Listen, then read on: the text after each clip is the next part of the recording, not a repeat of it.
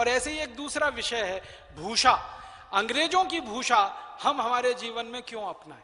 आप तो नौजवान हैं, इस बात पर जरा ध्यान दीजिए कि अंग्रेज कोट पहनेंगे, सूट पहनेंगे, पैंट पहनेंगे, टाई पहनेंगे।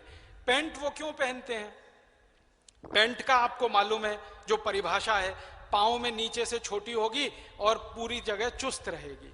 अब ये पैंट इंग्लैंड में पहनने की परंपरा 14वीं-15वीं शताब्दी से आई, और वो 14वीं-15वीं शताब्दी के पहले बड़े दुखों में रहते थे, क्योंकि पैंट ईजाद नहीं हुई थी, तो वो चर्म खाल लपेट के रहा करते थे।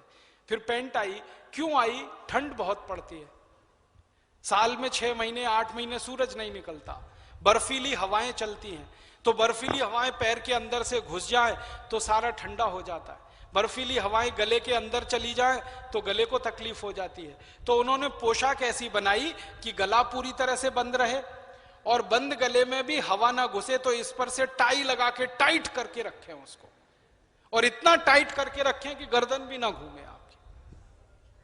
तो उन्होंने अपनी परंपरा लाई। और यूरोप में एक बड़ी पुरानी परंपरा है टाई लगाने की, और वो आई इसलिए, मैंने इस पे थोड़ा खोज किया, पुराने उनके दस्तावेज देखे हैं, तो मुझे इतनी हंसी आती है कहने में कि बहुत ज्यादा ठंड होती है ना, तो सर्दी जुकाम बहुत होता है, तो नाक बहती रहती है हमेशा।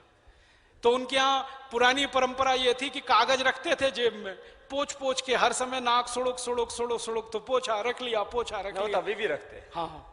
अब उन्होंने फिर क्या किया कि एक कपड़ा ही लटका लो,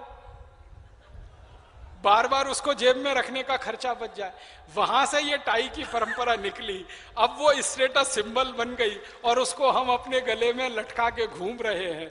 क्या मूर्खता कर रहे हैं। यहाँ गर्मी बहुत है, गर्मी वाले देश के कपड़े खुले होने चाहिए, गला खुला होना चाहिए, पाँव खुला होना चाहिए। पाँव खुला रहे, गला खुला रहे, इसलिए हमारे यहाँ इस तरह के वस्त्रों की परंपरा रही है। हम लुंगी पहनते हैं, धोती पहनते हैं, कभी भी हवा आपके अंदर जा सकती है और कभी भी जा सकती है कि नहीं। अब आपने पैंट चढ़ा ली और ऊपर से टाइट जीन्स चढ़ा ली, वो चढ़ती भी नहीं है, तो जमीन पर लेट जाते हैं, 45 डिग्री पे पैर उठा के फिर खींच खींच के चढ़ाते हैं, और उतारते हैं तो फिर खींच खींच के ही उतारनी पड़ती है, और अंदर का बहुत कुछ उतर जाता है उसके साथ में। ये कहाँ आप फंस गए हैं इस चक्कर में। हटाइए इसको अपने जीवन से, ये अंग्रेजी भूषा का मोह छोड़िए। टाई नीचे पैंट, फिर टाई और कोट भी तो पहनते हैं गर्मी में, और गर्मी में कोट, 45-47 डिग्री तापमान। और मुझे इतनी तकलीफ होती है ये देखकर कि दूल्हे राजा घोड़ी पे चढ़ के बैठे हैं, 3 पीस सूट चढ़ाए हुए, गर्मी में 45 डिग्री 50 डिग्री में। कहां जा रहे हैं जी? शादी कराने जा रहे हैं। मूर्खाधिपति दिखाई देता है वो, मूर्खों का भी अधिपति। 3 पीस सूट और टाई और घोड़े पे चढ़ के। आपको मालूम है घोड़े पर चढ़कर बैठने की ये पोशाक नहीं है टाई सूट। घोड़े पर चढ़कर बैठने की पोशाक तो धोती है, जो पीछे लांग लगाकर बांधी जाती है ना, उससे आप घोड़े पे चढ़कर बैठ सकते हैं, क्योंकि दोनों पांव आपके स्वतंत्र रहते हैं। आप मराठी स्टाइल की धोती पहनना जानते हैं ना, वो घोड़े पे चढ़कर बैठने की पोशाक है। ये 3 पीस सूट और टाई नहीं है। कई बार पैंट फट जाती है पीछे से, क्योंकि टाइट होती है, और घोड़े पर चढ़ने के लिए ज्यादा लंबी दूरी तक पांव को आगे लाके डालना पड़ता है। तो आप ये सूट, पैंट, टाई, कोट और ये गरम कोट और काला कोट, ये सब हटाइए। टाई से आंखों की बीमारी भी होती है, जो ग्लूकोमा की प्रॉब्लम बढ़ रही है, इसमें बहुत बड़ा कारण जो है टाई है। और टाइट जो कपड़े पहनते, पैंट, टाइट पैंट और ये सब, इससे नपुंसकता, इनफर्टिलिटी और सेक्सुअल डिसऑर्डर्स पैदा होते हैं। ये तो साइंटिफिकली प्रूव हो चुका है। अब आप टाई बांधते हैं ना, तो यहाँ जो आपकी नसें हैं, जो खून का प्रवाह करने के लिए भगवान ने आपको दे रखी है, वो भी बंद हो जाती है ना। और बचपन से आपके बच्चों को टाई बांध बांध के स्कूलों में भेजते रहते, क्या आप उनके ऊपर अत्याचार कर रहे हैं। उनका गला खुला रहने दीजिए, उनके पाँव भी खुले रहने दीजिए। तो बच्चों की पोशाक अपने घर में ये टाई, 3 पीस सूट और पैंट की हटाइए, और अपने जीवन में भी कभी इस पोशाक का इस्तेमाल मत करिए। और मैं तो अगर आपसे ये निवेदन करूंगा कि अगर आप वकालत के पेशे में हैं, वकील हैं, तो अपनी वकालत के काम करने वाले लोगों को प्रेरित करिए कि ये काला कोट जल्दी से जल्दी हटाएं।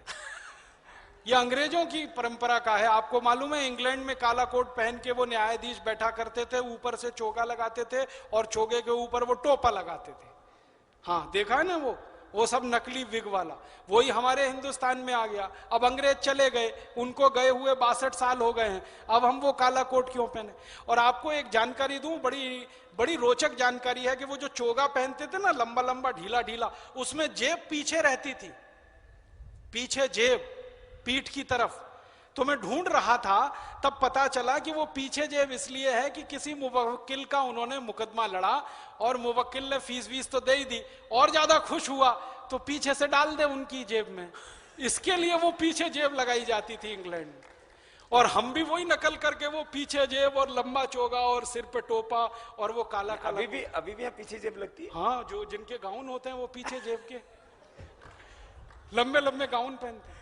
और हमारे यहां तो वैसे भी काला रंग तो गर्म देशों में बिल्कुल वर्जित होना चाहिए। आपको मालूम है काला रंग ऊष्मा का शोषक है, तो आप जितनी गर्मी में काला कोट पहनेंगे ऊष्मा अंदर ही अंदर, गर्मी अंदर की निकल नहीं पाएगी, अंदर की गर्मी अंदर ही रहेगी, बाहर से गर्मी और अंदर आएगी, तो पसीना पसीना हो जाएंगे और वहां बहस करेंगे कि पसीना पोंछेंगे आप अपने।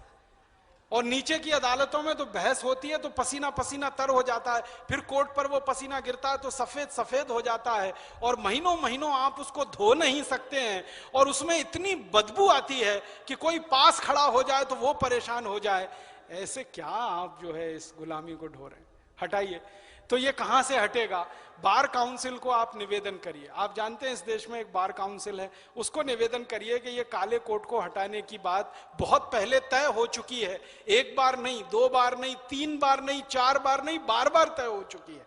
बार काउंसिल तय कर चुकी है, बस अभी हटा रहे हैं, अभी हटा रहे हैं, अभी हटा रहे हैं, अभी हटा रहे हैं, और वो आती नहीं निर्णय में।